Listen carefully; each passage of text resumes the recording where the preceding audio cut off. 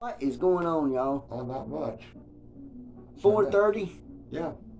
We just did a little bit of country and western. Now we're going with some. Now we're going with some Nutcracker. Now that is like what Christmas theme type. Yeah, but here's the deal. This is Nutcracker for guitar, right. which is performed by Stephen Passero. Stephen No, Passero. V-A-N. Stephen. Well, show me the damn. Stevan. It's not pronounced Stevan. Well, it's Van instead of Van. Steven. Steven. Passero. Well, you tell me. Yeah, and it's the Nutcracker Suite for guitar, which is by Pt.1. Right. All music transcribed, performed, and produced by Stephen Passero. There you go. Wow. Mm-hmm. Yeah. Been digitally remastered 1990. Irregardless, it was written in what, mid 18th century? Mid. Yeah. Of course, you had Bach, Tchaikovsky. Right. You had Bernini. Bernini was alive with Bach. Bernini's the one who designed and built the cathedral there in Rome, right, where the Pope comes out and whatever. Yeah. He designed everything for the what do they call it? What? What's the Catholic thing in Rome? The cathedral. The cathedral, yeah. Of course, Bernini. You had Bernini's big fountain that he has there in Rome as well. But he also produced like Mary's Ecstasy, which is the most brilliant marbled skin of like, it makes skin looks like it's been pressed down and there's a ripple in the skin and it's made out of marble. They're holding a pillow and it's not Mike Lindell either. And it's not Mike Lindell either holding a fucking pillow. And it looks like they're actually like ruffling the pillow in. Yeah. Like his of course, he's the one who hired Michelangelo to do David's whatever it's called, David's. Bernini hired him because he built everything. The big facade with all the 12 statues of the disciples that are up outside of Saint something, whatever it is, cathedral. Yeah.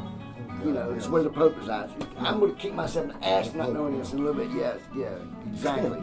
Like, I mean, even Riley saw the big cross hanging down when she walked in my room yesterday. Right. So look at that cross. I'm like, yeah, it looks like inlaid black pearl, but it's really plastic. Yeah. So. Goodness. Did you have the black light, the lava lamp on? No, I didn't. Yeah.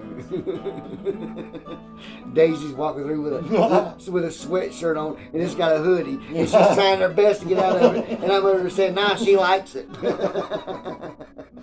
It used to be a time where I'd be like 3 MD 2020s into watching Daisy trying to get out another damn outfit. And Corbin's coming in, she's like, is she screaming because she's wanting out of there? I'm like, no, she likes it, honey. I'm going to put another one on her in a bit. And I'm over taking pictures. Daisy's screaming again, like, don't put this on me no more. I'm like, she's shaking because she's cold. Corbin's like, she's shaking because she's scared. You're going to put another one of them on her.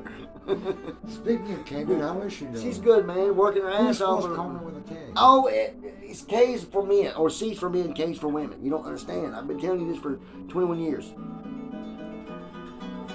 What? Carmen Electra's a man? No, her name's different. But it's spelled. But it's how people spell her name. No, it's not.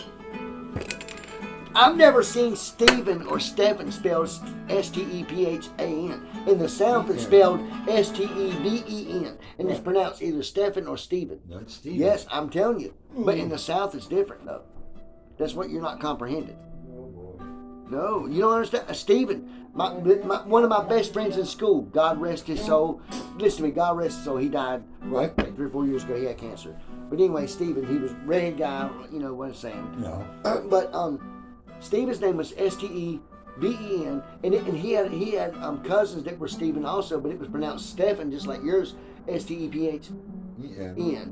But yet it was spelled Steven. That's why you said a little bit ago, the Stevan. Yeah. I know it's from the South, so it would be, or not South, it would be Stephen, or Stephen, whichever one. But usually the Stephen's spelled the other way around, but not in the South. Yeah. So that's what I'm saying. There's the differences in the lettering. That's why it was spelled Carmen the way it was. Well, because there's difference in read. And in the South, what makes the South so different is even each region is different on different. You know what I'm saying? Right. Like we've got 12,000 different denominations of Christianity down here. We have the same thing with dialect. You know what I'm saying? The dialect can always be different no matter where.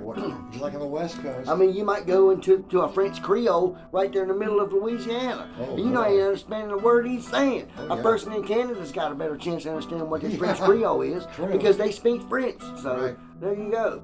I mean, go figure. Wow. You know. Well, go over to England, and then some of their dialect. Oh yeah, their dialect is different. Like somebody, even us back in the day, the T's used to be spelled with an F. Right.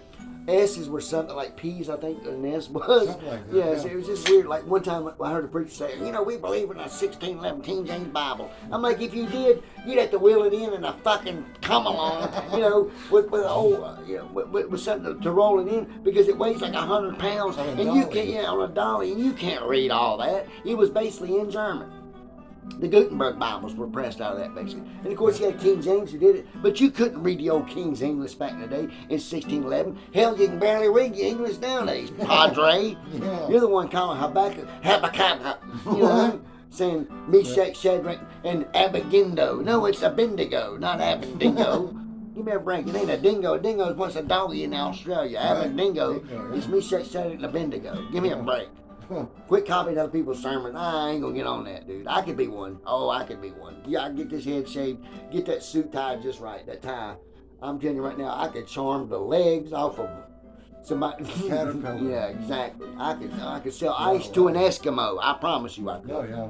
Catch up to an Ethiopian. Yeah, man. Shoot. Oh yeah. I seen one the other night. It's at a camp meeting. Me and Hooper were talking about this a while back.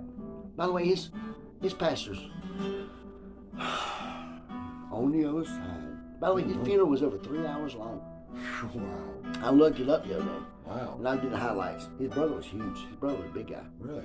Oh yeah. But I knew something was wrong because he started looking skinny, sickly. Yeah. Wow. Whatever. They don't believe in shots and stuff like that. So all this stuff. just like when Pastor Carr died, I said, man, he didn't. I said, Hooper, he seemed healthy to me. Hooper said, yeah, he did to me too. And he said, but he's the type that if he was sick, he wouldn't let people know. Right. So therefore, you don't really know yeah. what was going on. You know what I'm saying? So. Well, how old was Pastor Carr? He was the same age as Hooper. He was like 71, 70, something like that. But he was in better health than Hooper's in. He would ride his bike from down there. Oh, wow. Really? By Burger King and the church and come up. When he would study during the days, he would come up and stop by and visit with us. And he might stay an hour or two. I never saw him. Oh, yeah, but he was a regular there. Because you'd be at work or something. It's an easy ride because or he would bring his Corvette or his BMW. And the thing with him is this: yes, he built an inner city church that's elaborate, but he used his money. Yeah. His money for it. I would call it like an inner town. Because Mooresville, Mooresville's a town. I know. You're a stickler for the words. Give me a break, Sheldon. For sure. Anyway, it was for the inner Utes. Utes. Yeah. The Utes. Yeah. You know that movie. No, that was hilarious. Because that was Herman Munster. Exactly. He was the judge. He was the judge. Yeah. Frank Wayne. I digress. Whatever, dude. Man, I still gotta watch. I saw the old Burl Ives get off the radio the other day. My heart just like melts. You know what I'm saying? Well, now on WHIP, Mooresville Radio, AM/FM, they're playing Christmas song. I want to wish you a Merry Christmas. Oh yeah, please love me, Dom. By the way, today, I hate to interrupt you, but today, Mariah Carey for the third year in a row, hit #1 for All I Want for Christmas Is You. Right. At Christmas time. Well, on the it's the gift that keeps them. I know there's always a debate. Are you a Bing Crosby kind of guy, or are you a Mariah Carey? Yeah. You know what I'm saying? Like, are you old school or are you new school? You know what I'm saying? Well, I tend to be old school. I am Bing Crosby. I tend to be old school. But I'd rather look at Mariah Carey.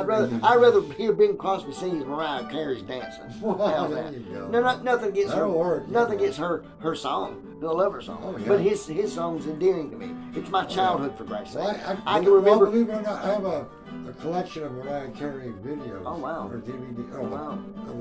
Steve, Mariah Carey. But some things are more endearing to me than even looking at women. Well, we got to take a break. Oh, yeah. Be right back.